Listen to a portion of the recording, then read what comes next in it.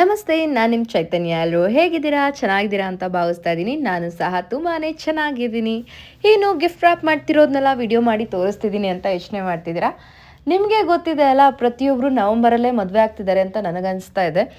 ನಮಗಂತೂ ವೆಡ್ಡಿಂಗ್ ಇನ್ವಿಟೇಷನ್ಸು ಸಾಲಾಗಿ ಬರ್ತಾ ಇದೆ ಪ್ರತಿಯೊಂದು ವೀಕೆಂಡ್ಗೂ. ನಾನು ಹೋಗಿ ಅಟೆಂಡ್ ಮಾಡ್ತಿರೋದನ್ನ ವಿಡಿಯೋ ಮಾಡಿ ನಿಮಗೂ ಹಾಕ್ತಾ ಇದ್ದೀನಿ, ನೀವು ನೋಡ್ತಾ ಇದ್ದೀರಾ.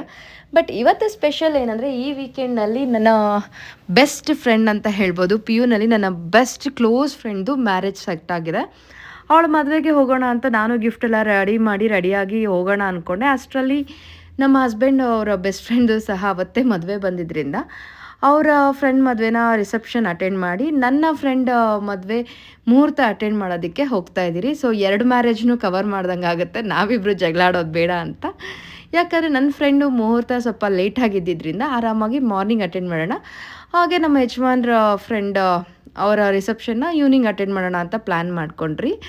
ಈಗ ನನ್ನ ಫ್ರೆಂಡ್ನ ಮೀಟಾಗಿ ನಾನು ಅವಳಿಗೆ ಬೆಸ್ಟ್ ವಿಶಸ್ನ ತಿಳಿಸ್ದೆ. ಹಾಗೆ ಅವರ ಶಾಸ್ತ್ರಗಳನ್ನೆಲ್ಲನೂ ನೋಡಿ ನಾವು ಕೂಡ ಖುಷಿ ಪಟ್ರಿ. ಹಾಗೆ ವಧುವರರ ಮ್ಯಾರಿಡ್ ಲೈಫ್ ಚೆನ್ನಾಗಿರಲಿ ಅಂತ ಹರಸಿ ನಾವು ಸ್ವಲ್ಪ ಮುಹೂರ್ತದ ಶಾಸ್ತ್ರಗಳೆಲ್ಲ ನೋಡ್ತಾ ಕೂತಿದ್ರಿ. ನನ್ನ ಮಗ ನೋಡಿ ಏನು ಮಾಡ್ತಿದ್ದಾನೆ ಅಂತ.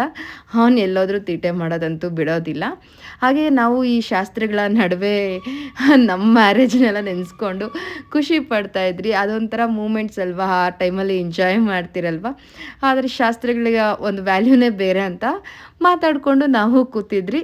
ನಮಗಂತೂ ತುಂಬಾ ಖುಷಿ ಆಯಿತು ನನ್ನ ಫ್ರೆಂಡ್ ವೆಡ್ಡಿಂಗ್ನ ಅಟೆಂಡ್ ಮಾಡಿ. ಯಾಕಂದರೆ ಈ ನಡುವೆ ಕಾಮನ್ ಆಗಿ ಎಲ್ಲ ನಾವು ರಿಸೆಪ್ಷನ್ಸ್ನೇ ಅಟೆಂಡ್ ಮಾಡ್ತಾ ಇರ್ತೀರಿ. ಸೊ ಫಸ್ಟ್ ಟೈಮ್ ಮುಹೂರ್ತನೂ ಅಟೆಂಡ್ ಮಾಡ್ತಿದ್ದೀರಿ ಅಂತ. ಹಾಗೆ ನಾನೊಂದೆರಡು ಸೆಲ್ಫೀಸ್ನ ಕ್ಲಿಕ್ ಮಾಡಿಕೊಂಡೆ. ಇದಾಗಿತ್ತು ಇವತ್ತಿನ log. See you soon in my next log. Take care, bye bye.